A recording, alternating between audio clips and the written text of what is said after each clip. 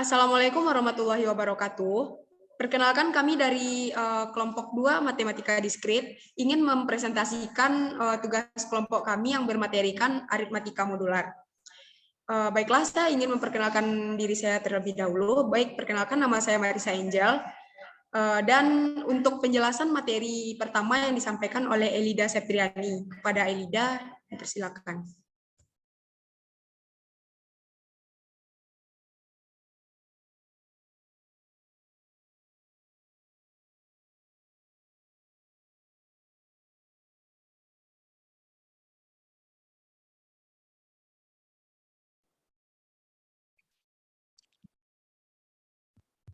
Baik, perkenalkan nama saya Elida Septriani dengan nomor BP 2101082032.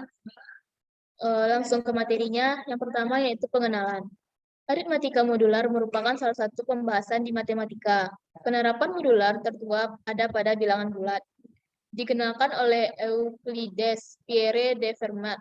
Penemu cabang aritmatika modular yaitu Charles Friedrich Gauss. Aritmatika modular memiliki peranan penting dalam komputasi integer. Operator yang digunakan dalam aritmatika modular adalah mod. Selanjutnya yaitu definisi aritmatika modular. Aritmatika khusus yang hanya menggunakan bilangan bulat. Aritmatika tentang kelas-kelas ekuivalensi, di mana permasalahan dalam teori bilangan yang disederhanakan dengan cara mengganti setiap bilangan bulat dengan sisanya, bila dibagi oleh suatu bilangan bulat tertentu.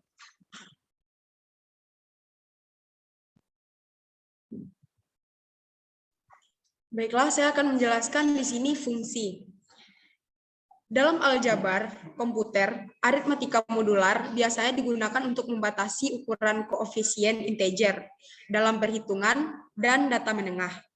Digunakan untuk mengerjakan masalah-masalah yang berhubungan dengan kalender dan jam. Dan selanjutnya,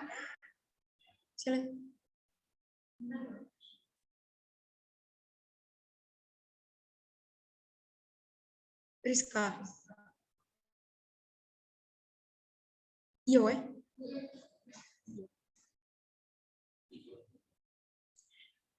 Dan materi selanjutnya akan disampaikan oleh Rizka Anissa. Kepada Rizka Anissa, dipersilakan.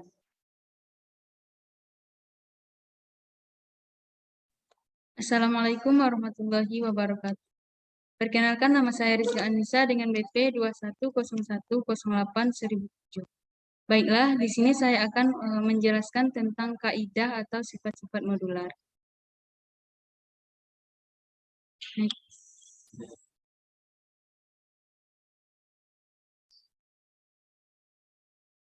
Kaidah yang pertama yaitu sifat dasar, di mana A mod N sama dengan Bn ditambah C dalam kurung mod N.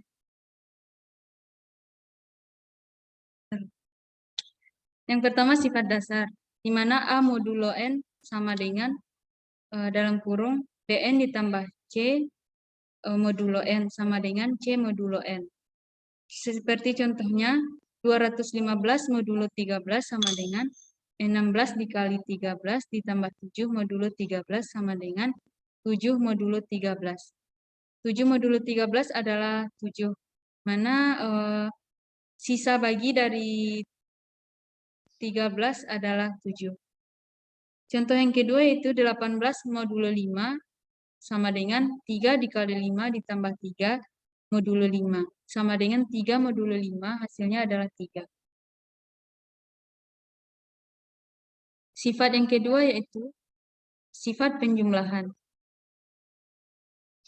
di mana A tambah B modulo N sama dengan A modulo N tambah B modulo N modulo N.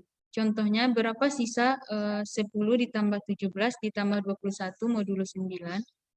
Jawab, 10 ditambah 17 ditambah 21 modulo 9 sama dengan 10 modulo 9. 10 modulo 9 hasilnya 1 ditambah 17 modulo 9. 17 modulo 9 hasilnya 8 ditambah 21 modulo 9. Hasil dari 21 modulo 9 adalah 3.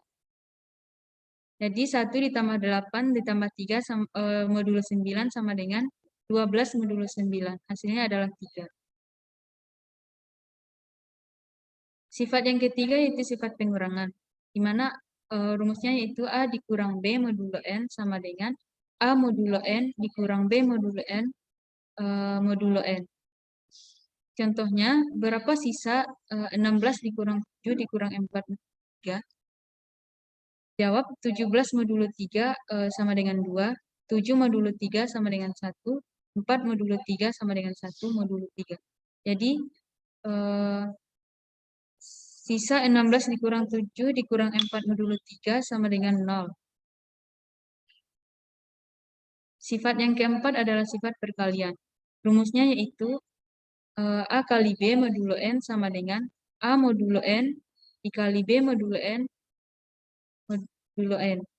Contohnya, berapa sisa pembagian 7 dikali 9 dikali 18 modulo 8?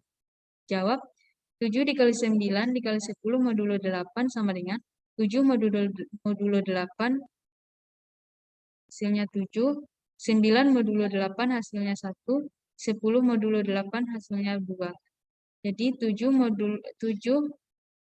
dikali 9 dikali 10 modulo 8 sama dengan 14 modulo 8, yaitu hasilnya sama dengan 6. Sifat yang kelima yaitu sifat berpangkat.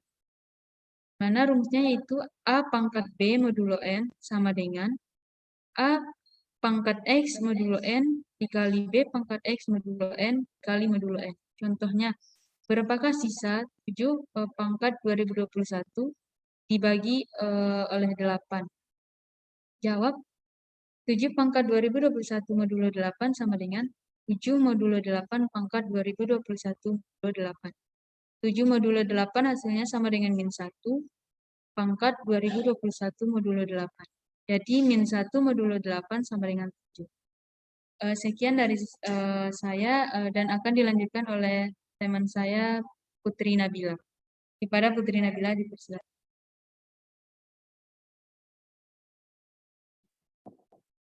Baik, perkenalkan nama saya Putri Nabila dengan nomor BP 2101081006. Kali ini saya akan menjelaskan tentang ciri bilangan habis dibagi. Nah, terdiri dari beberapa ciri bilangan. Yang pertama, yang habis dibagi 3. 1 habis dibagi 2, atau angka satuannya adalah genap. 2 habis dibagi 3, jumlah digit dan bilangannya merupakan kelipatan 3. 3 habis dibagi 4 atau 2 digit terakhir habis dibagi 4. 4 bilangan habis dibagi 5, digit terakhirnya 0 atau 5. 5 habis dibagi 6 atau angka tersebut habis dibagi 2 dan 3.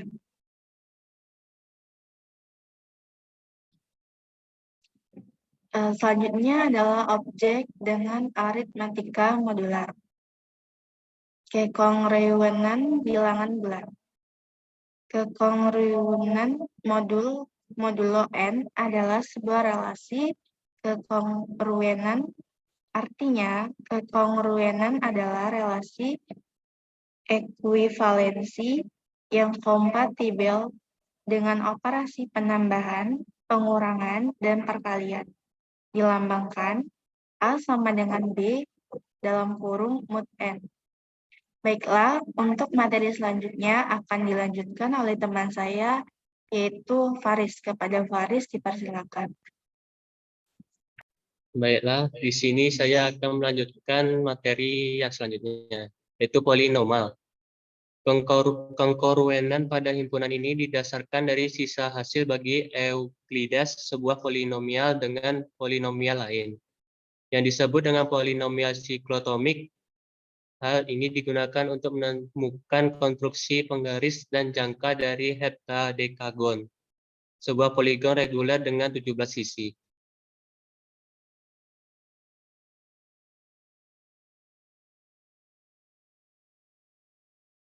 Yang selanjutnya adalah sistem residu. Dua anggota kelas residu yang berbeda modulo N adalah modulo tidak selaras N. Himpunan bilangan bulat 0, 1, 2, dan seterusnya N kurang 1. Disebut modulo sistem residu terkecil atau N. Setiap rangkaian bilangan bulat N tidak ada dua yang kongruen, modulo N. Disebut modulo sistem residu lengkap N. Sistem residu terkecil adalah sistem residu lengkap, dan sistem residu lengkap hanyalah satu himpunan yang berisi tepat satu perwakilan dan setiap kelas residu modulo N. Baiklah, untuk materi selanjutnya akan disampaikan oleh teman saya yaitu Fadel.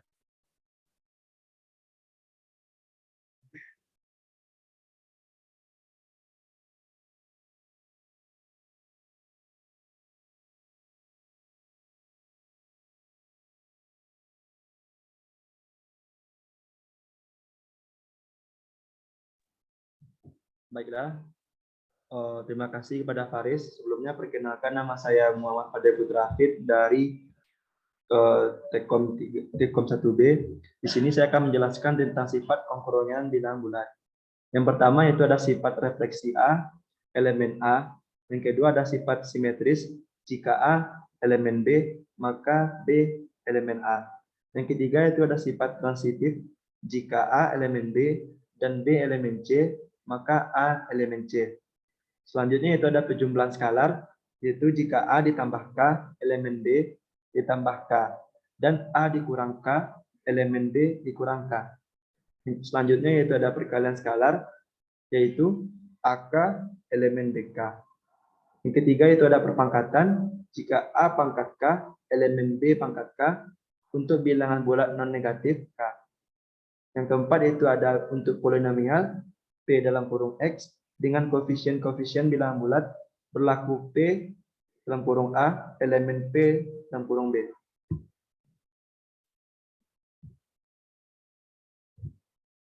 Selanjutnya itu ada perkembangan teoritis. Struktur hasil bagi. Contoh, hasil bagi sebuah grup dengan sebuah subgrup normal dengan menggunakan teorema Jordan-Holder adalah alat dasar untuk mengklasifikasikan grup, hingga grup hasil bagi juga digunakan dalam topologi aljabar untuk mengelompokkan lipatan.